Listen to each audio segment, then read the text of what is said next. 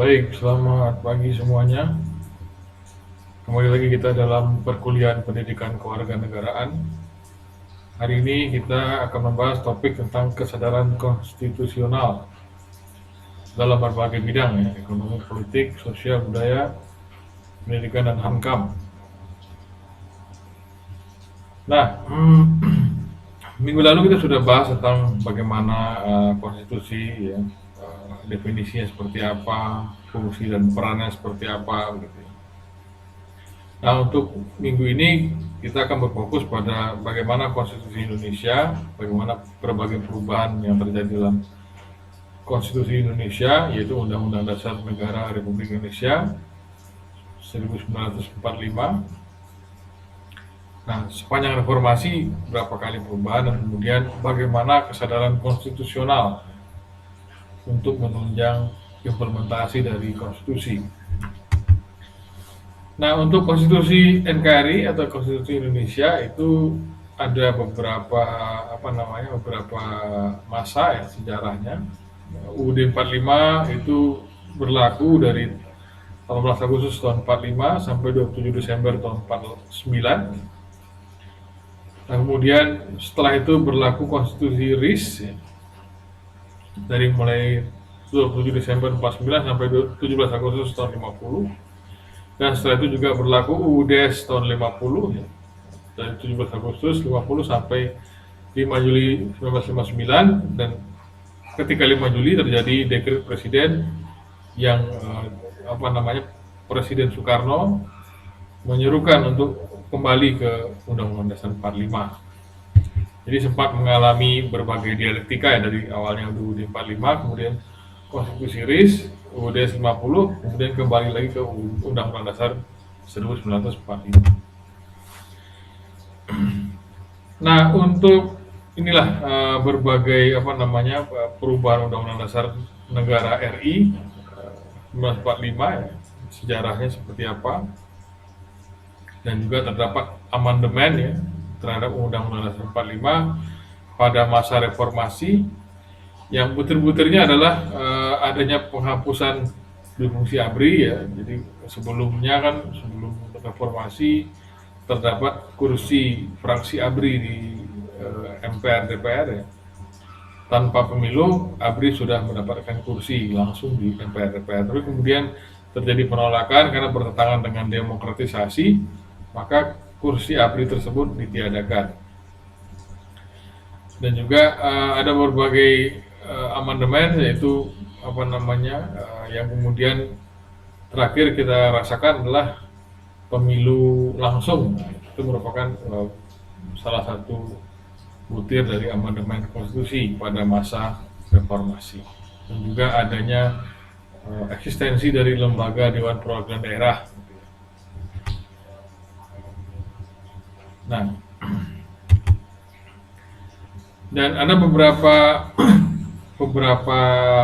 kali amandemen UUD 45 pada era reformasi. Yang pertama pada 19 Oktober tahun 1999 ya, dalam sidang umum MPR berlangsung pada tanggal 14 sampai 21 Oktober.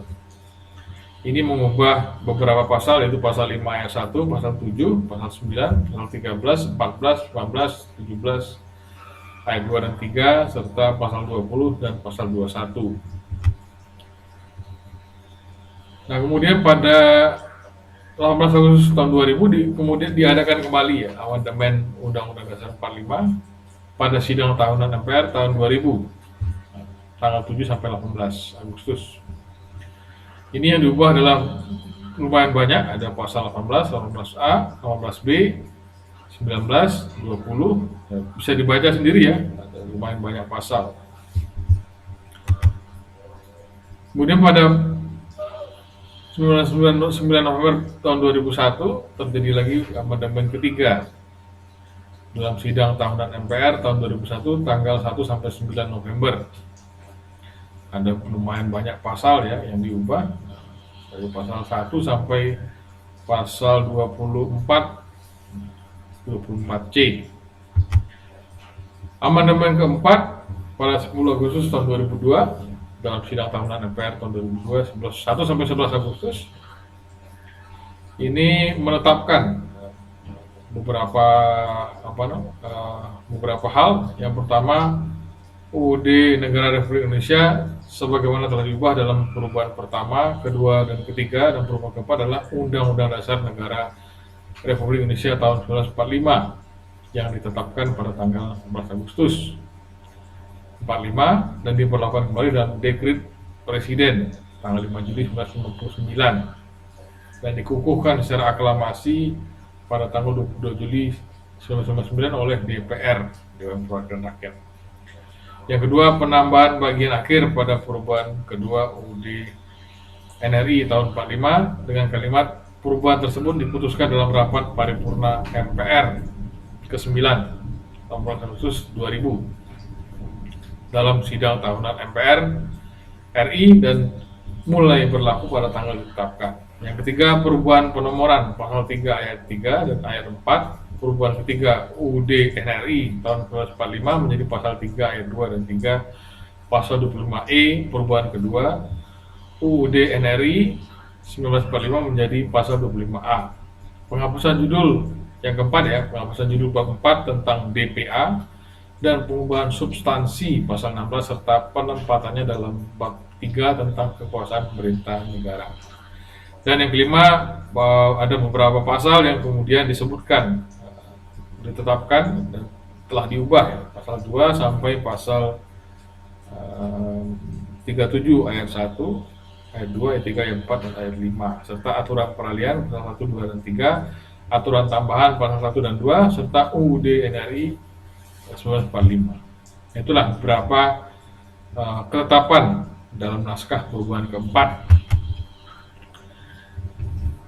Nah, ini naskah Undang-Undang Dasar NRI 1945 tahun 45 ini ditetapkan pada tanggal 8 Agustus dan berlaku kembali dengan Dekret Presiden. Ya, ini tadi sudah disebutkan tadi ya. Ada beberapa naskah perubahan pertama hasil sidang umum MPR tahun 1999, naskah perubahan kedua hasil sidang tahunan MPR tahun 2000, ketiga tahun 2001, keempat tahun 2002. Ya. Nah, berikutnya kita masuk dalam kesadaran konstitusional. Nah, apa itu kesadaran konstitusional? Kita harus memahaminya. Jadi pada dasarnya ya, untuk mengimplementasikan konstitusi tersebut tidak hanya membutuhkan penegakan hukum yang berkeadilan oleh pemerintah, ya, tidak hanya membutuhkan penegakan hukum yang berkeadilan, walaupun memang itu juga sangat penting, ya, juga dibutuhkan adanya kesadaran berkonstitusi atau kesadaran konstitusional oleh seluruh warga negara. Nah, apa itu kesadaran konstitusional? Kalau menurut Jim Lee Asidiki, yaitu kesadaran warga negara akan hak konstitusionalnya sebagai warga negara, baik sebagai perorangan maupun kelompok. Dalam kesadaran berkonstitusi juga terkandung maksud ketaatan kepada aturan hukum sebagai aturan main, rule of the game dalam kehidupan berbangsa dan bernegara. Nah, ini ketaatannya. Ketaatan, ingat sekali lagi, ketaatan. Jadi bagaimana semua warga negara paham aturan hukum dan kemudian taat pada aturan hukum tersebut. Aturan hukum yang ditetapkan berdasarkan konstitusi atau supreme law, hukum tertinggi. Nah, hukum tertinggi Indonesia yaitu adalah Undang-Undang Dasar Negara Republik Indonesia 1945. Nah, segala hukum, segala peraturan di bawahnya itu harus harus mengacu pada Undang-Undang Dasar 1945 ini. Nah, kesadaran konstitusional ini tidak hanya sekedar kesadaran untuk melaksanakan berbagai peraturan perundang-undangan dan kebijakan yang telah dibuat oleh pemerintah, tapi juga kesadaran untuk melakukan kontrol terhadap implementasi Undang-Undang Dasar Negara Republik Indonesia tersebut, baik dalam berbagai peraturan perundang-undangan maupun pelaksanaannya dalam bentuk tindakan-tindakan yang dilakukan oleh penyelenggara negara. Nah, ini kemarin kan sempat mengacu ya, sempat mengemuka suara-suara itu yang sangat miris adalah dari para politisi, dari bahkan juga beberapa menteri menyuarakan untuk 3 periode dan menunda pemilu, padahal sudah ditetapkan dalam konstitusi kita periode itu sudah dibatasi. Periode kekuasaan presiden sudah dibatasi hanya selama 5 tahun satu periode, dan maksimal hanya 2 periode. 2 kali 5 yaitu hanya 10 tahun.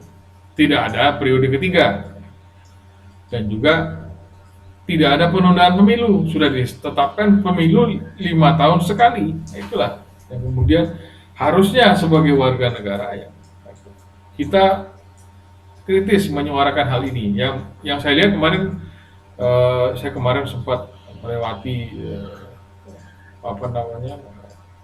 perempatan kantor pos Malioboro, para mahasiswa sepertinya tengah berdemo. Saya tidak tahu apakah berkaitan dengan penolakan terhadap 3 periode. Tapi yang jelas kalaupun iya, berarti mahasiswa tersebut paham konstitusi dan tengah mengimplementasikan, tengah mengekspresikan kesadaran berkonstitusinya. Nah, kalau ada yang menghujat, berarti yang menghujat tersebut tidak paham konstitusi. Nah, dalam perspektif hukum, kesadaran konstitusional ini adalah bagian dari kesadaran hukum yang bersama isi atau substansi hukum. Konstitusi juga penyelenggara negara atau struktur, yaitu pemerintah dan aparat negara, merupakan unsur-unsur utama dalam sistem hukum. Bagaimana efektivitas hukum dan konstitusi dalam kehidupan bernegara sangat ditentukan oleh berbagai unsur utama tersebut. Nah, jadi sekali lagi kembali ke persoalan tadi. Jadi kesadaran konstitusional ini tidak hanya dibentuk oleh penegakan hukum yang berkeadilan, tidak hanya top down, ya, tidak hanya dari pemerintah ke rakyat, tapi juga bagaimana dari bottom up rakyat kritis, ya, rakyat menyuarakan aspirasinya. Misalnya ketika ada suara-suara untuk melanggar konstitusi, maka rakyat dengan tegas menolak suara-suara tersebut, karena memang rel dari sebuah kekuasaan, ya, kekuasaan negara itu adalah konstitusi. Itulah pentingnya dari kesadaran konstitusional. Baik, dan juga ada beberapa bidang ya yang kemudian masyarakat atau warga negara Indonesia harus pahami, ya, beberapa bidang yang implementasi dari kesadaran konstitusi ini, yaitu ada dari bidang hukum, bidang ekonomi, politik, sosial budaya, pendidikan, pertahanan, dan keamanan. Nah, jika ada misalnya undang-undang yang menyimpang dari konstitusi, maka warga negara harus mengekspresikan, harus menyuarakan aspirasinya bahwa hal tersebut tidak boleh terjadi harusnya, supaya rel ini tidak rusak, gitu. Karena kalau rel rusak, maka kereta api tersebut, ya, analoginya itu akan menabrak rumah mana-mana, akan menghancurkan berbagai bangunan sekitarnya. Karena rel itulah yang kemudian membatasi sebuah kereta itu untuk bergerak lurus sampai tujuan. Nah, itulah pentingnya dari kesadaran konstitusional. Baik, demikian dari saya untuk hari ini, ya. Jika ada pertanyaan mungkin nanti bisa disampaikan melalui komen ataupun langsung kirim saya WhatsApp, ya, pesan melalui WhatsApp pribadi. Terima kasih atas perhatiannya, kurang lebihnya mohon maaf. Sampai bertemu di lain kesempatan. Selamat pagi.